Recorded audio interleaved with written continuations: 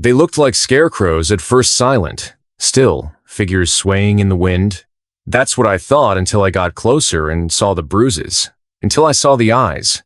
I had been riding that trail for 20 years and never once had the trees seemed so quiet, like they were holding their breath. I should have known something was wrong when the birds weren't singing, when even the wind seemed to hush around that clearing. But nothing could have prepared me for what I found just beyond the bend. 6 of them, children, tied to an old barbed fence like livestock. Their wrists torn raw, their clothes soaked in dirt and blood. The youngest couldn't have been older than 5. The oldest was maybe 13, but her eyes looked 50. She didn't flinch when she saw me, just stared like she'd already accepted whatever came next. They didn't scream, didn't beg, just waited, as if they'd already tried that and it hadn't worked. The fevered one nearly collapsed when I stepped off my horse. His head lolled forward, barely hanging on to consciousness. I caught him before he hit the dirt. His skin was burning, lips cracked, breathing shallow. Without help, he'd be dead by nightfall. It wasn't the first time I'd seen suffering. The war had shown me enough of it to last 10 lifetimes. But this wasn't war. This was something else. Something colder. I cut their ropes with shaking hands, one by one. Not because I was afraid I've been afraid before, but because in that moment, I understood that crossing this line would change everything. The kind of decision you don't come back from. They didn't run. They didn't even move. Just stood there, watching me like I was the first thing they'd seen in days that didn't want to hurt them. The girl with the sharp eyes, the leader, clear helped the others to their feet. She didn't speak, but I could see the questions in her stare. Why? Who are you? What's going to happen now? Truth was, I didn't know. I was a rancher with no family left. A man living off the edge of the map with no business taking in 6 native children that the government clearly didn't want to be found. But I couldn't leave them. No man with a soul could have. I lifted the sick boy onto my horse. The others followed behind on foot as we made our way back toward my ranch-me little patch of dirt and wood nestled in a canyon the world had mostly forgotten. And as we walked, I realized I was making enemies I hadn't even met yet. Because you don't just rescue kids like that and expect no one to come asking. They didn't talk much that first night. They barely ate. Huddled near the hearth like stray animals afraid of being beaten for getting too close to warmth. I gave them blankets. Water, quiet. And when the sun went down, I stood at the window, rifle in hand, waiting for someone to come looking. No one came. Not yet. But that night, I barely slept. Not because I was scared. Because for the first time in a long while, I felt like I had something worth losing again. The sick one worsened. His fever climbed, breathing faster, chest rattling with every exhale. I did what I could, cool cloths, broth, prayers I'd long stopped believing in, but it wasn't enough. He needed medicine, real medicine, which meant one thing: I'd have to go into town. And town didn't forget. They knew me as the man who came back from the war and buried his family, who built fences too high to talk over and looked at people like they were ghosts. They let me be. But that was only because I let them forget I existed. Now I had 6 children under my roof that the territory had marked for relocation. And if I showed my face in town asking for fever medicine, people would start remembering me real quick. But it didn't matter. I wasn't going to let that boy die. Before I left, the girl looked at me. Still no words. Just that stare again, like she already knew what I was about to do and what it would cost me. I saddled my horse before dawn, rode hard across the valley, and took the back road into town. Didn't tie my horse at the front post like I used to. Snuck in through the alley behind the general store and climbed the rickety staircase to Doc Whitmore's back door. The doc opened fast, old eyes wide when he saw me. I told him what I needed, told him the truth. And that's when I learned just how deep this thing went. He didn't ask names, just shook his head and said I was too late. That Cainthy marshal had already come by, asking if anyone had seen 6 runaways, that the territory was sending more men, that they weren't kids to them, they were property. Property. The word made my stomach turn. He gave me the medicine anyway. Bless him. but told me to ride like hell and keep my mouth shut. I didn't make it far before Kane found me. 3 men blocked the road. Rifles up. Kane rode in slow, smiling like he was at a Sunday picnic. Said he was just out for a ride, but we both knew that was a lie. He asked what I had in the saddlebag. I said it was medicine. He said, "For who?" I didn't answer. They searched me, found the medicine, saw the labels. Children's doses. Kane didn't get angry. That's not his style. He just looked at me and said I had a choice. Bring the kids in, deliver them to the collection point north of town, or watch my ranch burn with them inside it. Then he rode off, whistling. I sat there on my horse, the bag of medicine in my hands, heart pounding like war drums. That's when I knew, whatever happened next, I was going to have to fight. Not just for them, but for the part of me that still believed there was something in this world worth saving. The night after I brought the children home, the wind howled like it knew what I'd done. It pressed against the walls of my ranch house, slipping through the cracks like a warning. The fire crackled low in the hearth, and I sat in the rocking chair that once belonged to my wife, watching shadows dance across the room while the 6 of them slept in awkward heaps near the stove. They hadn't asked for blankets or pillows. They hadn't needed to. Children who've learned to survive don't wait for permission to rest. They take it in stolen moments, clinging to warmth like it's something they'll be punished for needing. Their presence in that house, my house, felt like both a sin and a salvation. I'd spent 3 years in silence after burying my wife and boy, speaking mostly to horses and ghosts. Now, the walls echoed with breathing again. Soft, uneven, but alive. And it terrified me. The youngest, a girl no older than 5, had curled herself beside the fireplace like a stray cat. She flinched in her sleep, tiny hands twitching at imagined threats. I didn't even know her name. None of them had told me theirs, and I hadn't asked. Names made things permanent. Names made things real. But the realness was undeniable now. Sometime before dawn, I heard horses. At first, I thought it was thunder rolling in from the hills, but the rhythm was too steady, too precise. Riders. I eased off the chair and moved to the window. Just shadows on the ridge at first, but then I saw the glint of lantern light bouncing off metal. Rifles, spurs, badges. Kane's men, maybe 5 of them, sitting just outside the boundary of my land like wolves, debating how close they could get before I bit back. They didn't come to the door, didn't shout or knock or demand. They just waited. That kind of patience meant only one thing: they weren't there to negotiate. They were giving me time to undo what I'd done, to deliver the children quietly so they wouldn't have to make a scene. But I'd seen their wrists. I'd seen what silence looked like when it was wrapped in rope and blood.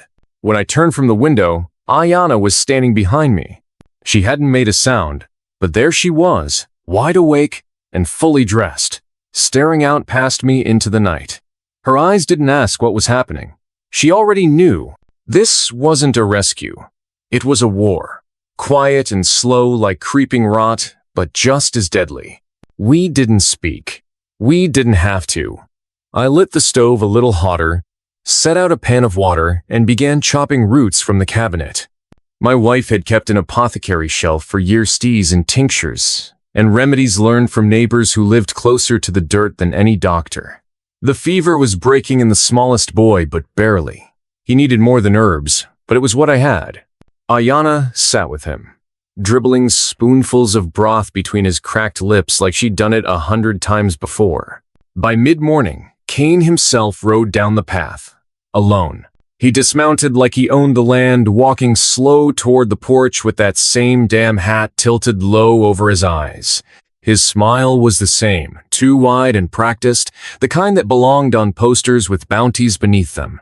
He never stepped up onto the porch, just stopped at the bottom stair and looked up like a man offering terms. He told me I had one more day. One. Then he'd be back with paperwork signed by the territorial office giving him full authority to reclaim lost assets. That was the word he used. Like they were property. Like they were livestock that had wandered too far from the corral. He said it didn't have to be personal, just legal. I didn't answer him. I didn't even nod. I just watched him turn and ride away again, kicking up dust like a ghost dragging chains. When I walked back inside, the silence was thicker than the heat. All 6 of them were awake now, sitting in a circle on the floor like they were holding council. I didn't know their language, but I knew the look of it, children acting like elders, because no one else would. I sat down beside them, my back against the wall. I told them everything. What Cain said, what I thought he'd do, what I couldn't promise. It felt like dropping stones into a river and watching the ripples spread. Not one of them cried. Not one of them flinched. But something shifted. The smallest girl climbed into the lap of the oldest boy, and he wrapped his arms around her like it was just another day in a life where endings were always close. That night, we didn't sleep much. The storm that had threatened finally broke, and thunder rolled across the plains with fury. The roof groaned under the weight of wind, and the children huddled near the stove again while I kept watch by the window, rifle across my lap. At some point during the night, Ayana approached.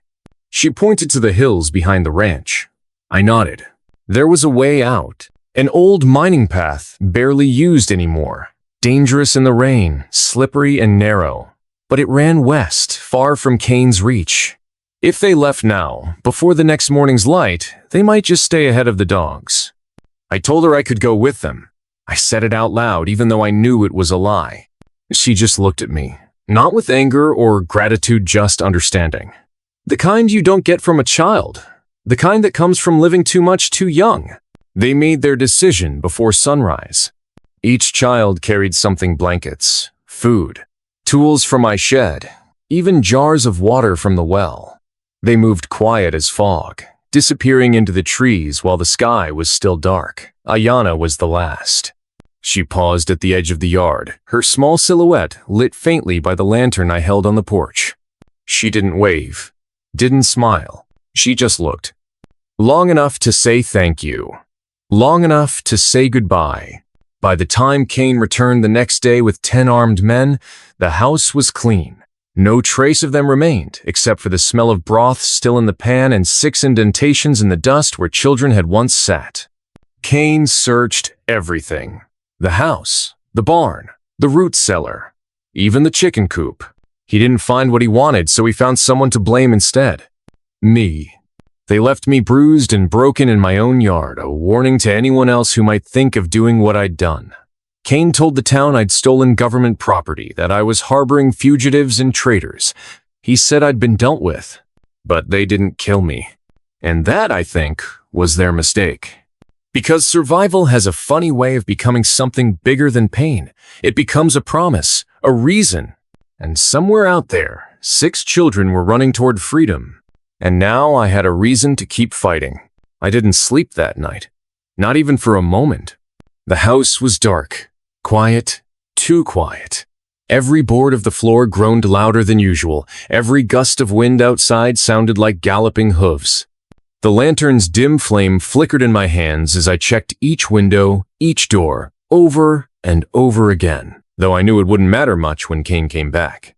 Across the room, Tommy coughed weakly from the bed, the medicine already beginning to work on the fever, but the boy was still burning up. Ayana hadn't left his side. She sat cross-legged beside him, pressing damp cloths to his forehead with a focus that made her look far older than her years. I didn't have to ask if she'd slept. She hadn't. None of them had. The others were spread out across the living room, curled together like kittens in front of the dying fire. Coda had the rifle propped against the wall within arm's reach. Santa's eyes stayed half-lidded, pretending to sleep, but I could see the tension in her hands. Nalnish didn't even try. He just stared at the ceiling, silent and still, like he was bracing for the world to collapse again. And maybe it would. I kept my hand on the windowsill as I watched the horizon bleed pale orange. Dawn was coming, and so was Cain. 2 hours. That's what Ayana had asked for. 2 hours of distraction, of delay, of buying time for a plan I still wasn't sure I understood. They wanted to disappear. Into caves, tunnels, places no map had recorded. They knew the land like it was stitched into their bones. And me? I was the bait. They slipped out before the first rooster crowed. Tommy held gently in Koda's arms, the others following with quiet footsteps that didn't belong to children. They moved like ghosts, survivors, shadows of a people someone had tried very hard to erase. I helped them pack everything into small satchels, handed them what canned food I had left, the old compass I'd kept in a drawer since the war, and my flask of clean water. Ayana took it all without saying much. At the door, she looked at me. Really looked. Eyes the color of storm clouds. "Don't get yourself killed," she said. I tried to smile. "That's the plan." Then they were gone. Just like that. And I was alone. I set the trap as best I could. Opened the windows a little. Left some boots by the door. Put extra blankets near the hearth. As if the children had only just stepped outside to use the outhouse. Made coffee in the tin pot and let the scent drift out into the yard. I needed Kane to believe they were still here, just long enough for those kids to get out of reach. That morning stretched on longer than any I'd ever known.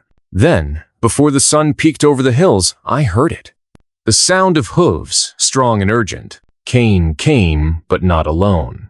A dozen men followed, silent and purposeful, dressed in uniforms that marked them as the law. Their presence felt heavy, like a storm looming on the horizon. I stepped outside, steadying myself, hiding the nerves beneath a calm face. Kane sat tall on his horse, his expression unreadable, no warmth, no mercy. "Morning, Belle," he said. "Did you sleep well?" "As well as I could, knowing what's coming," I answered. He dismounted slowly, his boots crunching on the cold earth. "You know why I'm here?" I nodded. "To check on things." Kane stopped at the porch. "Where are they?" "Gone," I said. "They left before dawn, heading north." He studied me quietly, then said, "Funny, Doc Whitmore said you were ill last night. Said he gave you medicine." "I'm still feeling it," I admitted. Kane's jaw tightened. "Search the house." His men moved swiftly, methodically, checking every corner, but found nothing. The house was empty. Kane looked back at me. "You're not telling the truth." "I told you where they went," I said calmly. "Do you expect me to believe 6 children, one barely able to stand, just vanished before sunrise?" "No," I said. "I expect you to believe they're wiser than you think." Kane stepped closer, voice low and firm. "Where are they?" I stayed silent. He reached out, gripping my collar, voice colder than the morning air. "You'd better speak now." I shook my head. "They're gone. Farther than you'll find." From the ridge came a voice. "Tracks! Multiple sets heading north, moving fast." Kane's eyes flicked to the horizon, then back to me. "You're lucky." He mounted up, called to his men, and they rode off in pursuit. The yard fell silent again. I sat on the porch steps, aching and bleeding softly, listening to the quiet. After a time, I saddled my horse and rode toward the canyon. The marker was there, a small stack of stones hidden beneath overgrown branches. I slipped through the narrow path, ducking under low rocks until I found the cave mouth, hidden from sight. Inside, the air was cool and still. I followed the faint voices until I saw them, the children, gathered around a small fire. Tommy sat up, drinking from a cup. Color had returned to his cheeks. They looked up in surprise. "Kane went north," I said quietly, "chasing false leads." Ayana gave a small smile. "We still have time." I joined them by the fire. "You did well," I told her. Her eyes held a quiet strength far beyond her years. That moment, I knew this was not the end. This was the beginning. They were no longer running. They were moving forward, toward something new, something free. I had never noticed how loud silence could be until that night. After Kane and his men rode off into the darkness, their silhouettes swallowed by the trees, I sat alone on the porch, one hand pressing a cold rag to the side of my face where his knuckles had cracked bone against bone.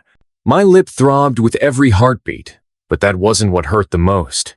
What hollowed me out was the sound of nothing. No children's laughter, no soft footfalls, no cautious voices whispering in corners. Just whined through dry grass and the distant echo of danger galloping further into the horizon. They were gone now, Ayana, Tomi, Koda, Senna, Nalnish, and Little Idol.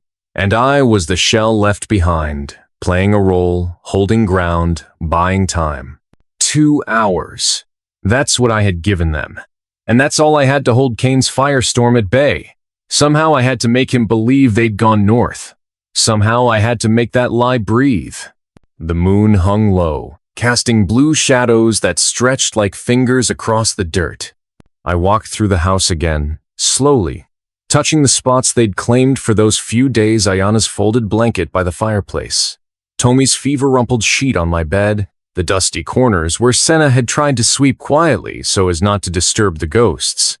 It was amazing how quickly strangers could fill a place, how quickly silence could follow when they left. In the barn, I scattered fresh straw, threw down the reins of a borrowed horse, and dragged the brush behind it, mimicking the trick Koda had taught me. Tracks. That's all Kane needed, just enough evidence to think he was winning. I walked those false trails over and over again until I was sure they looked real. Then I scattered more ash near the fire pit and smeared soot on a few stones to make it look like they'd cooked a last desperate meal before fleeing into the wilderness. It was an illusion, a house of cards built on hope and fear, and I was its foundation. When I finally returned to the porch, the stars were shifting overhead, pointing toward dawn. My bones ached, not just from Kane's fists, but from the weight of what I'd done, what I'd committed to. There was no going back now. The only path left was forward, and it was paved with lies I prayed would become a truth no one could prove. As light crept into the sky, I poured black coffee into a tin mug and sat at the table like any rancher might, trying to look unbothered, unaffected, unchanged. But I wasn't any of those things. I was a man on a wire, and the wind was rising. They came just after sunrise. First I heard the dogs, 12 of them, baying sharp and low, and then the hooves. Maybe 8 riders this time. Less than before, but not less dangerous. Kane wasn't here to ask questions today. He was here for confirmation, for proof that his control extended further than my sense of decency. I stood slowly as the dust settled and the first rider dismounted. It wasn't Kane this time, but a man named Rorkion of his lieutenants, older, slower, but meaner in the eyes. "Mornin', Bell," he said, eyes sweeping across the yard. "Heard you had visitors, uninvited ones." I shrugged. "Had a few coyotes sniffing around last night. Shot twice. Didn't see nothing else." Rourke smirked, adjusting the rifle on his shoulder. "Funny. Kane said you'd say something like that." His men fanned out around the house again, rifles at the ready. One of them let the dogs loose, and I felt my pulse spike. If those animals scented the children's trail, it was over. But the brush trick had worked before. It had to work again. The dogs circled the fire pit, sniffed at the barn, then howled once toward the ridge behind the house. Rourke followed their gaze, nodded once, and signaled to his men. They mounted without a word. Before he left, Rourke turned back to me. "You're either very lucky or very stupid," he said. "But either way, Kane's not done. He doesn't like unfinished business." "I'm not hard to find," I said, sipping the coffee like my hand wasn't trembling. Rourke didn't smile. He just rode off. I waited until the last of them disappeared over the rise before I collapsed against the porch rail, letting the tension drain from me like a broken dam. My heart still hadn't slowed when I finally saddled up again. I had to see them, had to make sure they'd made it through the first night. The trail was hidden well. The canyon beyond the ridge opened into jagged terrain, and if you didn't know what you were looking for, you'd pass right by it. But I found Ayana's marker 3 stacked stones with a red feather wedged between them, and slipped down the narrow path on foot, leaving my horse tethered to a dead tree. The entrance to the caves was darker now, the morning light too weak to reach inside. I lit a lantern and moved through the tunnel, counting turns, listening for sound. Eventually, I heard it whispers and shuffling, the soft crackle of a makeshift fire. When I stepped into the chamber, they were there. All 6. Alive. Ayana looked up first. Her eyes were red-rimmed from exhaustion, but steady. Tommy was still lying down, but he was breathing easier. Senna smiled when she saw me, and Nalnish, sweet, silent Nalnish, lifted a hand in greeting. You made it, I said, though it felt foolish. Of course they had. These children had more grit than half the men I knew. Iona stood, walked over, and handed me a water pouch. They came? Rourke. Not Kane this time. But he'll be back. She nodded like she'd already expected that. We're going to leave tonight, she said. Move deeper into the caves. There's an exit near Red Bluff. From there, it's 2 days to the river. And the coast? I asked. We'll get there. She said it like a fact, like the sun rising. And I believed her. We sat in silence for a while, watching the fire, listening to the breathing of children who had no business surviving what they had. And still, they did. Before I left, I handed Ayana a worn map I'd brought from the ranchon that marked old trading posts and game trails, the kind forgotten by most. Follow the dotted river trail, I told her. There's a man near Jackson Point, trader named Emile. He's not the law, but he hates the law more than most. He might help. Ayana tucked the map into her satchel. Why are you helping us? She asked again, her voice lower this time. Not suspicious, just curious. I looked at Tommy's pale face, at Senna's watchful eyes, at Nalnish gripping his sister's hand like she was the last solid thing in the world. Because the world took everything from me, I said. But maybe, if I give something back, I'll remember who I used to be. Ayana didn't respond right away. Then, softly, she said, You already have. I left the cave without another word, knowing the more time I spent with them, the more I'd want to go with them. But she was right. If I stayed close, Kane would never stop. I was the lightning rod now, and I had to keep the storm away from them. As I stepped back into the light and mounted my horse, I knew I was walking into something bigger than one man could contain. Kane wasn't going to let this go. Not now. Not with his pride on the line. But I also knew this. Those children were no longer running alone. And I'd rather die buying them time than live knowing I'd let them be taken. The day after Rourke's visit, I watched the sun rise from behind the barn, arms folded tight across my chest, back aching from the night I'd spent sleeping in a chair. My thoughts were a blur of hoofbeats, whispered names, and cave shadows.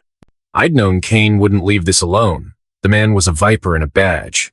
He didn't take embarrassment kindly, and he sure as hell didn't like losing control. Not when it came to his precious territorial property.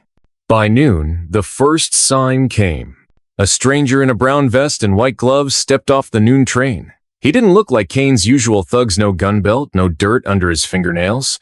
He looked like a banker or a preacher, quiet, clean, dangerous in a different way. I watched from behind a stack of crates as he walked straight into the sheriff's office. I didn't need to hear the words to know what they were planning. He was a government man. You could smell it. By evening, the stranger had already started asking questions. Not about me, not directly, but about strange tracks. Unusual sightings. People helping fugitives. It was clear they were building something illegal noose, maybe. One made of paperwork and official seals instead of rope. That night, I sat in the dark with only the firelight and a bottle of bourbon to keep me company. My ribs still throbbed where Kane's fist had landed and my jaw clicked every time I chewed. But I welcomed the pain. It reminded me I was still here. Still resisting. Still lying. I didn't sleep. Just waited. Sure enough, the dogs came back. 2 nights after Rourke, Kane returned himself, and he didn't bother knocking. I heard the horses before I saw them, their hooves sinking into the dirt like judgment. When I stepped out, Kane was already dismounting. This time he brought more men. Maybe 15, maybe more. All armed, all angry. And this time, he wasn't pretending. Belle, he said, smiling like a man who's already decided what kind of flowers to put on your grave. Marshal, I said, my voice flat. He stepped close, too close. Funny thing about lies, they rot. You bury them deep, sure, but they always work their way to the surface. And guess what we found today? I didn't answer. Caves, he said, voice like acid. Not too far from here. Seemed like someone had been living in them. Old fire, some boot prints, small ones. My stomach nodded. Kane tilted his head. Got anything you want to share? I hunt sometimes, I said. Might have used a fire. Caves stay cool. Easier to keep meat from rotting. He laughed, sharp and bitter. That so? One of his men stepped forward and handed him something wrapped in cloth. Kane unrolled it slowly, dramatically. It was a doll. A simple one. Worn. Carved from wood. One eye missing. My breath caught in my throat. He held it up like a trophy. You telling me you play with these when you go hunting? I stared at that doll and thought of Idell's tiny hands, clutching it close on that first night in the ranch house.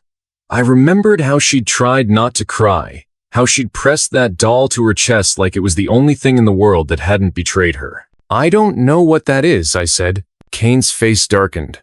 Then let me explain it to you. He stepped forward and shoved the doll into my chest. This is proof, Belle. Proof that you've been lying to me. Proof that you've been hiding something. Someone. I held the doll, not letting my hands shake. You can't prove anything, I said. Kane leaned in so close I could smell the whiskey on his breath. I don't need to prove it, he hissed. I just need to believe it. And I believe you're hiding them. He turned to his men. Burn it.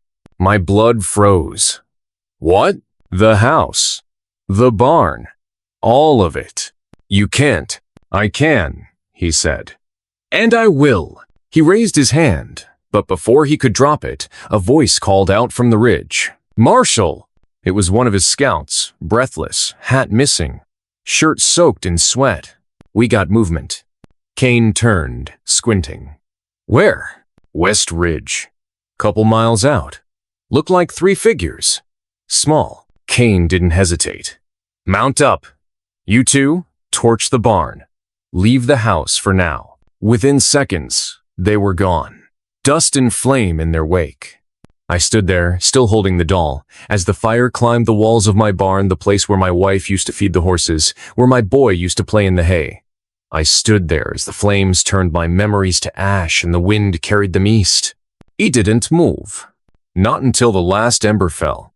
It took me the better part of the night to make it to the caves again. This time, I didn't light a lantern.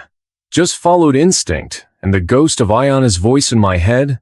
When I reached the main chamber, they were gone. All of them. But they'd left something behind. A map. Folded neatly, held down with a stone. My own map, the one I'd given Ayana. But it had new marks now. Red dots and arrows. A route I hadn't shown them. One they'd found themselves. They were adapting. Learning. Surviving.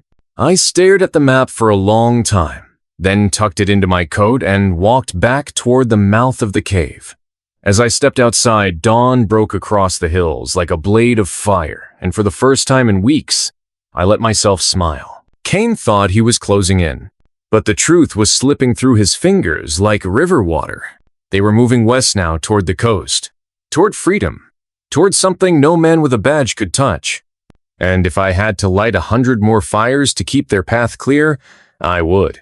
Because the more Kane tried to burn, the more he'd realize we were the ones setting fire to the walls. I thought the barn would be the last thing they'd burn. But 3 nights later, I stood on the hill behind my ranch and watched the house go up next. The flames swallowed every board, every window, every memory. It wasn't just a fire. It was a warning. You're not safe. You're never going to be safe again. I didn't scream. Didn't try to run down and stop it. There was nothing to save. My wife's quilt, the framed photograph of our son, the Bible with her notes in the margins, they were all just ash now. Kane hadn't even bothered to do it quietly this time. He wanted me to see it, to feel it. And I did. For the first time since I'd cut those ropes off the children's wrists, I felt something inside me break. Not like snapping wood. No, this was slower, deeper, like something had caved in. Something that had been holding me upright all these years. I left the ridge and walked all night. Didn't look back. By dawn, I was in the canyons again. The children had moved deeper. I found new markers along the rocks, a feather tied with twine. A row of white pebbles shaped like an arrow. Smart, quiet, free. They were learning to survive like ghosts. But Cain wasn't giving up, and neither was I. A week later, I was halfway to the mining trail outside Broken Gulch when I saw the rider. Alone, dust-covered, hat low. At first I thought it was one of Cain's men. My hand reached for my rifle. Then I saw the scar, left side of his jaw, just under the ear. I hadn't seen Cole Fennick in 10 years. Not since the war. Not since we buried our brothers in mud and silence. He dismounted slowly, like someone who didn't want to spook a wild animal.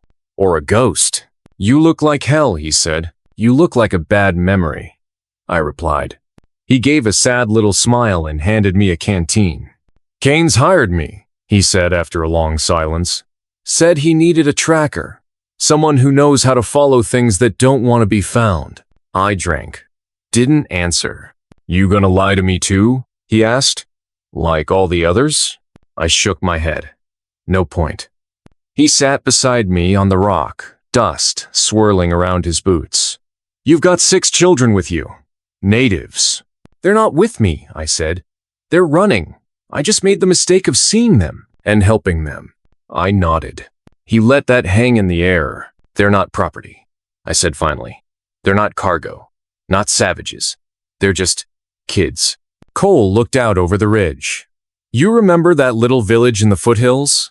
The one we cleared during the war?" I closed my eyes. "You remember the girl?" he asked. I remembered.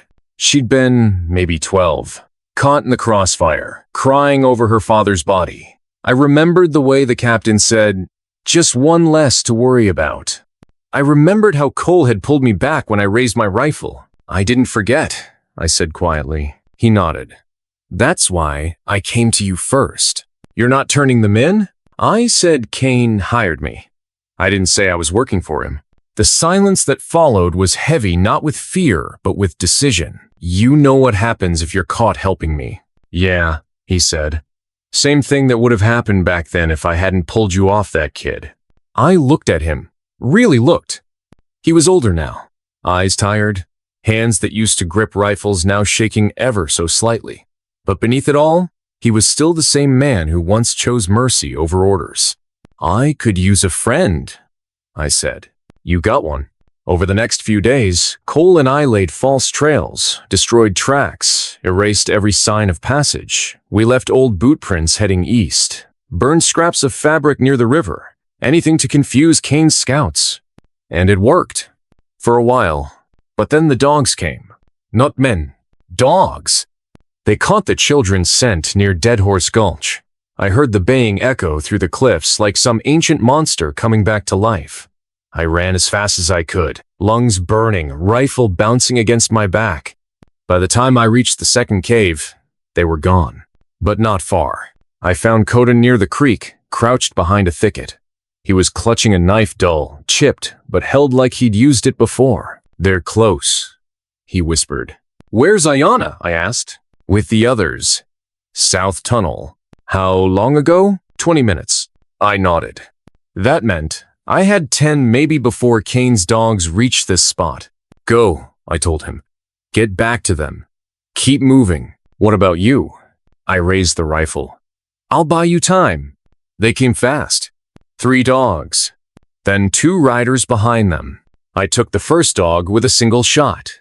The second lunged, I caught it with the butt of the rifle.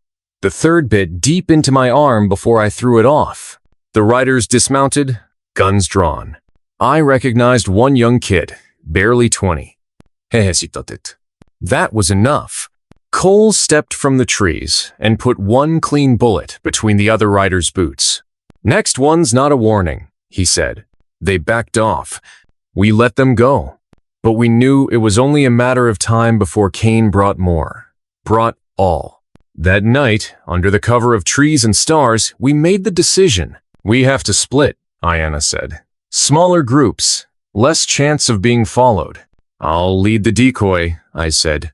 "Take 2 with me, Cole too." "No," she said. I looked at her. "You're the reason we've made it this far," she said.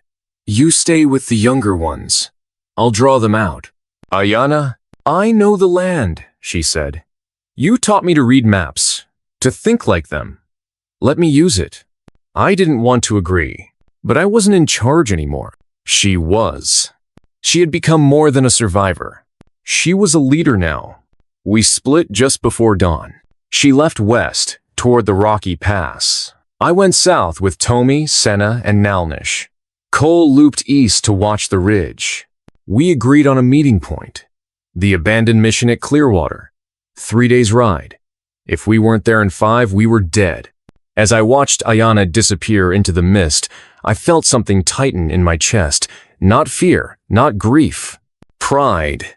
She was going to make it. They all were. That night, as we camped in the hollow of an old tree, Senna whispered a question I hadn't prepared for. Will we ever stop running? I didn't answer right away. Instead, I looked up at the stars. At the same sky that had watched over so many broken promises. At a moon that had seen too many children like them forced to run, to hide, to survive a world that wanted them silent. We'll stop, I said, when people stop chasing you. She leaned her head on my arm, and we listened to the quiet. They say the land remembers. That every tree, every rock, every grain of dust holds on to the truth longer than men ever do. That night, as the children slept around a flickering fire and Cole stood watch beneath a moonless sky, I realized something I hadn't admitted before, not to them, not to myself. I wasn't just running from Kane. I was running from the version of me that used to wear the same kind of badge he did. You see, Kane and I weren't strangers once. We were brothers in uniform. Territorial Marshals, 1,872. Same oath, same jurisdiction, same belief that peace came from the barrel of a gun and the swing of a rope. But the truth? The truth was, we weren't upholding law. We were enforcing silence. Back then, relocation wasn't a word they whispered like shame. It was policy loud and proud, written on papers stamped by governors who never stepped foot outside their cities. I'd escorted families out of their homes, burned down longhouses, watched boys no older than Coda dragged from their mothers, all in the name of order. Kane never flinched. He was always first in, last out. Efficient, merciless. The kind of man you wanted on your side until he wasn't. And one day, he went too far. It was a village by the lake. Peaceful people. Had already agreed to leave by dawn. But Kane didn't want to wait. He ordered fire. I stood there, hand on my weapon, watching families run into flames they didn't start. I remember the face of a child, hair braided with red string, just standing there. Eyes locked with mine as smoke poured around him. I did nothing. Not then. But when Kane turned his back, I walked away. I dropped my badge in the river that night, but I never stopped carrying it inside. Now, years later, the smoke from that long-dead fire found its way back into my lungs. Because I wasn't just helping these children escape Kane. I was trying to make peace with a boy in red string who had no grave. We reached Clearwater 2 days later. It was nothing more than broken beams and wind-whistled walls now. Once a mission, then a trade outpost, now just a forgotten skeleton of stone and silence. But it had deep cellars and old storage tunnels. Ayana had chosen wisely. She wasn't there yet. But we waited. Hour after hour, the children practiced what Ayana had taught them: how to listen to the wind, how to move like shadows, how to never breathe too loud. Cole stood by the bell tower, rifle resting but ready. Me? I wrote. Not letters. Not confessions. Just truths. Every one of them. The names of villages I'd helped remove. The children I couldn't save. The orders I followed. The ones I didn't. Maybe no one would read them. Maybe they'd be buried here under these stones, long after I was gone. But maybe, if one day someone found them, they'd understand what kind of man I'd been and who I was trying to become. Ayana Arif, just after dusk. Alone. Covered in dirt, blood drying along her sleeve, eyes sharper than I'd ever seen them. She didn't cry, didn't collapse, just walked straight to me and said, "Kane's not chasing anymore. I stood slowly. What do you mean? He's circling, waiting. He's not tracking our feet. He's tracking our story. And he knows where we'll go next. I frowned. How? Because you told me about Clearwater, she said. And if you told me, maybe once you told him too. She was right. Cain had always been 3 steps ahead because once upon a time I'd trusted him with everything. With my plans, my fears, my roots. Even this place. A sanctuary now compromised by an old friendship that had curdled into war. We didn't wait. Ayana had already scoped an exit through the western Ravenanero, steep, but hidden under brush. If we moved before dawn, we could vanish again. But that meant leaving the mission before the others arrived. Before Cole, he hadn't come back from his patrol. Something's wrong, Ayana said. I nodded. I'll find him. You take the others. Keep low. Don't wait. She hesitated, then handed me a small bone whistlone of the ones she'd made from deer antler and cord. If we're still close, she said, use this. I tucked it into my coat and rode east. I found Cole's horse first. Dead. Neck snapped. Blood soaking the grass. 20 paces further, I found Cole tied to a tree. Still breathing. Barely. I cut him loose, lowered him slowly. His mouth was bloody, one eye swollen shut, but he was alive. And angry. He knew. He croaked. He was waiting. Cain? Cole nodded. How many? So many. I gave him water, tore a strip from my sleeve to press against the wound. He grabbed my arm. Thaddeus, he doesn't care about the law anymore. He wants blood. He wants to make you into a lesson. I felt the air thin. What about the children? I told him nothing. Swear it. But he knows you'll go west next. It's the only safe stretch for 30 miles. He coughed hard. Winced. He said he'll burn the entire canyon to smoke them out. I wanted to stay. Tend his wounds. Get him back to the mission. But there wasn't time. He knew it too. Go, he said. Don't let this be for nothing. I rode hard through the night. Hooves pounding like drums of war. By the time I reached the canyon's mouth, I could smell its smoke. Not from a small fire. From torches. Lines of them. Cain's men were already setting the valley ablaze. Inch by inch, flushing everything and everyone out of hiding. And there, atop the high ridge, sat Cain himself. Hat pulled low, gun resting across his saddle. He hadn't changed. Same wolf's grin. Same dead eyes. Only this time, I didn't flinch. I dismounted, walked slowly to the center of the trail, raised both hands. Cain. He didn't move, but his men aimed. I didn't care. You want me? I shouted. Here I am. A beat passed. Then he raised one hand. All torches paused. All rifles waited. You come to surrender? He asked. No, I said.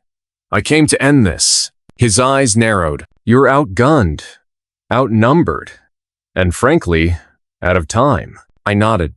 Maybe. Then I pulled the whistle from my coat and blew. The sound was small, barely audible, but behind me out of sight 6 shadows began to move. 6 children who had waited for the signal. 6 ghosts, ready to vanish again. Because Ayana's plan hadn't been just to escape, it had been to circle back. While Cain focused on me, they moved east past the fires, past the scouts, through the narrowest goat trails only their ancestors remembered. Cain didn't realize it yet, but he'd already lost. I stared into his eyes, and for the first time in years, I felt no fear, no guilt, only clarity. Smoke has a way of stealing more than breath. It robs you of time. It blinds memory. It crawls into your bones and makes you forget who you are, what you're fighting for.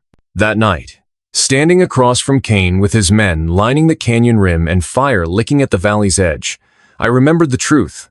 This was never about survival anymore. This was about conviction, about who'd break first. And Cain thought it would be me. But he didn't know what I'd seen. He didn't know about the way Ayana looked when she watched over the younger children like a mother too old for her years. Or how Tommy clung to life with a fire that should have burned out long ago. Or how Senna still hummed lullabies in a language no one had sung in years. Cain didn't know what it was like to bury your past, and then watch it climb out of the dirt with 6 pairs of eyes, and ask you to fight. I'm here now, I told him again. Cain dismounted this time, the slow, deliberate kind of walk that meant one thing: he wasn't worried. His men stayed on the ridge, rifles cocked and ready. The flames behind him stretched like the fingers of a vengeful god creeping up the canyon walls. And still, Cain smiled. You know, he said, flicking ash off his sleeve, for a man trying to save children, you sure brought them close to hell. I said nothing. Words were currency he no longer deserved. He circled me slowly. You think this ends with your little whistle trick? Think I didn't see through it? I kept my face blank, but my gut twisted. Had he seen Iona? Had one of his men spotted the children slipping through the gorge? Cain leaned in close, voice barely above a whisper. They're not ghosts, Thaddeus. They leave tracks. They breathe. They bleed. Ilukstrojtha waited. He stepped back. You're not even protecting them anymore. You're protecting your guilt. He wasn't wrong, but he wasn't right either. I know what you did, I said finally. Back at Laketown, I know who you burned. He froze, and for the first time, I saw it, the crack in the armor. A flicker. Nothing more, but enough. You want to talk about Laketown? He growled. You were there. Don't pretend your hands were clean. They were dirty, I said. But I washed mine the day I left. You just kept digging deeper. Cain's mouth twitched. You're a fool, Belle. The kind who thinks truth changes anything. I took one slow step forward. It already has. A crack of thunder split the sky, but it wasn't weather. It was a rifle, fired from above. The bullet hit the dirt inches from Cain's foot. Then another, and another. But not from Cain's men. From the other side of the ridge. Cain's face turned upward, confusion etched in every line. And then, a voice rang out, clear and sharp. Stand down, Marshal. This territory answers to more than your kind of justice now. It was Whitmore, Doc Whitmore, from town. And not alone. Behind him stood 5 townspeople, errangers, tradesmen, a teacher, even the blacksmith, each holding a rifle. One of them held a flare. It burned red in the night like a signal fire in the dark. What the hell is this? Cain snarled, eyes wide. It's the part where you stop pretending the whole world's behind you, I said, because it isn't. Let me back up. The night before, I hadn't just written names in my journal. I'd written letters. Dozens of them. And Cole, before I found him strung up, had ridden into town delivering every single one. The truth. Everything we knew about the camps. About the children. About Cain. And for the first time in a long time, somebody listened. Not everyone. Not most. But enough. Enough to show up. Enough to turn the tide. Cain looked between us, jaw clenched so tight I thought his teeth would break. He raised his hand. But none of his men fired. They hesitated. Because now, they weren't facing just me. They were facing their neighbors. Fathers. Sons.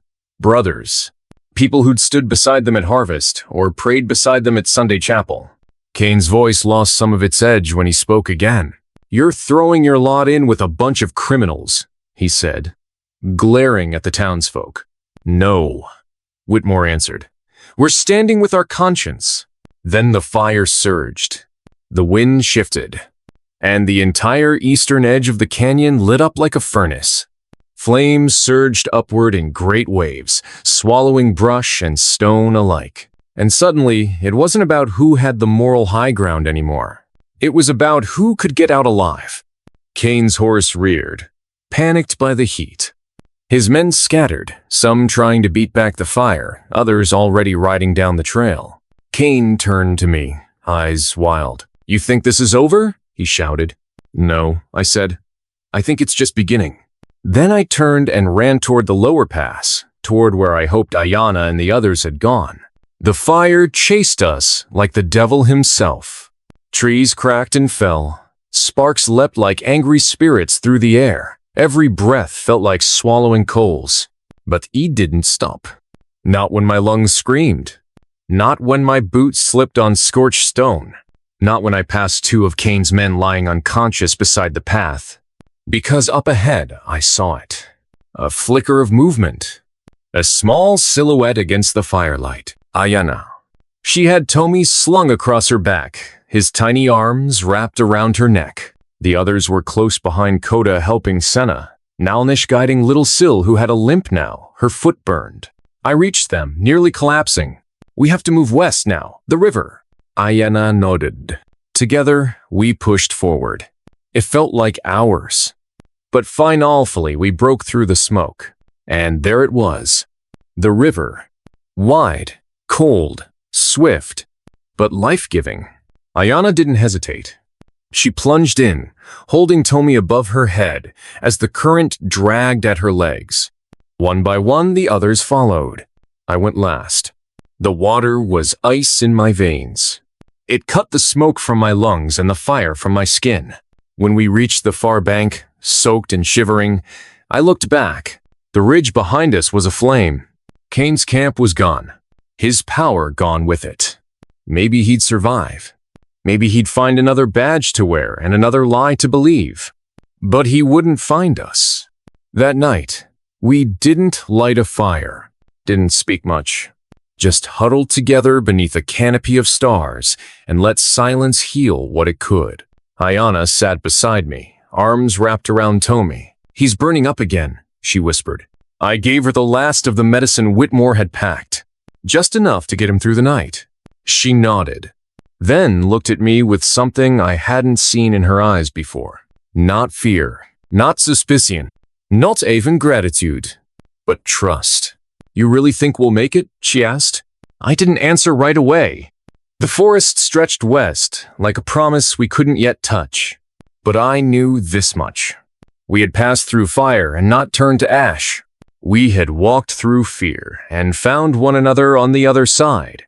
So I nodded. Yes, I said, we'll make it. The forest swallowed us whole. After the fire and the river, the world behind us was a fading shadow, a scar burning into the earth. But the land ahead of us, dark and untamed, felt like an uncertain promise. Every crackle of twig beneath our feet, every whisper of wind through the branches reminded me we weren't safe yet. Freedom was no longer a place, but a journey through this tangled wilderness. Ayana led, her eyes sharp, scanning the undergrowth for signs only a child raised by the land could see. The others followed, smaller shadows blending into the forest's quiet rhythm. Tomi was still weak, his fever sapping his strength with cruel persistence, but he clung to life like a candle fighting the wind. I carried what little we had left, the medicine bag, a few scraps of food, and the weight of a promise I wasn't sure I could keep. The silence between us was heavy not with fear, but with the weight of all we'd lost, and all we still hoped to find. Each step forward was a test of endurance and will. The world outside might see 6 native children as lost, abandoned, or worse property to be relocated, erased. But here, beneath the towering trees, where sunlight barely touched the ground, they were warriors, survivors, and I was learning what true courage looked like.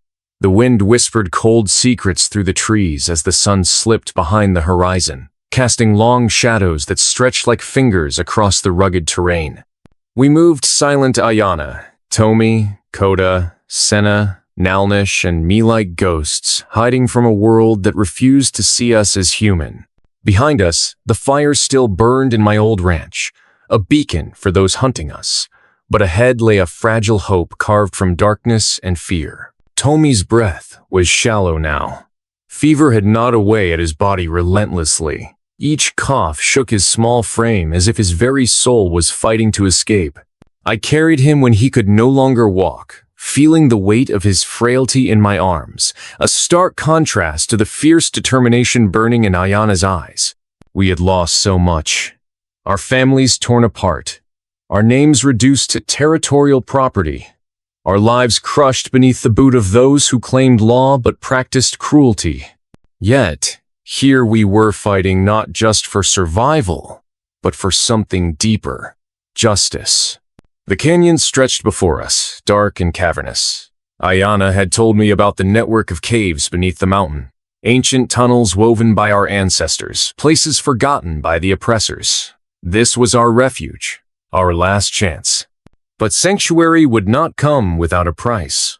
As we approached the entrance, a sudden rustle in the underbrush froze us in place. The sharp crack of a rifle shot shattered the night. I slammed Tommy to the ground, heart pounding, blood freezing in my veins. Shadows darted through the trees. Kane's men. They had found us. "Come out, Belle," a voice snarled through the darkness.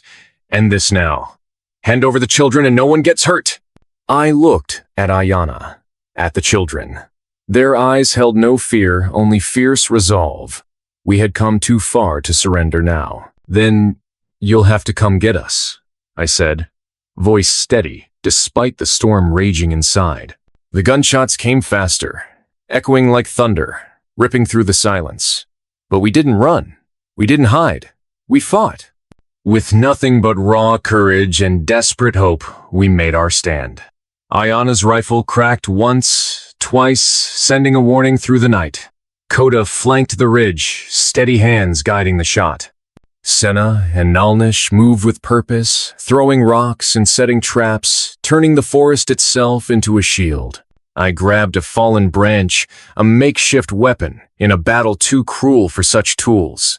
My mind flashed back to the faces of those children, what they had endured, what they deserved. Justice was not a word to whisper in the dark. It was a call to arms, a flame to keep alive. We held them off long enough to slip through the narrow cave entrance. The cold stone walls swallowed us whole, the darkness wrapping around us like a shroud. But inside, a new light began to flicker. Tommy's fever broke. The medicine had done its work, but the journey was far from over. Days passed in the labyrinth of tunnels. We lived off what we had, surviving on sheer will and the stories Ayana whispered, stories of our ancestors, of resilience, of a time when we were free. Outside, I knew Kane's men scoured the land, their hatred burning like a wildfire. But down here, beneath the earth, 6 children were no longer property. They were a family, a rebellion, and I was part of it. One night, as the silence settled, Ayana looked at me, eyes fierce yet tender. "We will be heard," she said, "not just in whispers or shadows. One day, the world will know." I nodded, feeling the weight of those words settle in my chest. This was more than survival. This was a legacy. We emerged months later, not as fugitives, but as witnesses, bearing scars, yes, but also bearing the truth. The children found new homes, new names, new futures, and I carried the story with me, a story of courage, conscience, and justice. Because sometimes, a single choice can break chains, change hearts, and rewrite history. And this was ours. The first light of dawn barely kissed the horizon when we emerged from the cave's cold embrace. The world outside had not changed, the same harsh sun, the same unforgiving land, but inside me, everything had shifted. We were no longer shadows fleeing a fate dictated by cruel laws. We were survivors. We were free. Tommy's eyes, once glazed with fever and despair, now shimmered with a fragile hope. Ayana stood tall, her shoulders squared with a strength that belied her years. The others moved quietly, but in their silence was the language of resilience. Freedom, I realized, was not simply a place. It was a choice, one that demands everything you have and then asks for more. The journey ahead was dangerous. Kane's men were still out there, hunting ghosts. The town, the system, the law, all built to erase people like those children. But we carried something more powerful than fear or guns. We carried truth.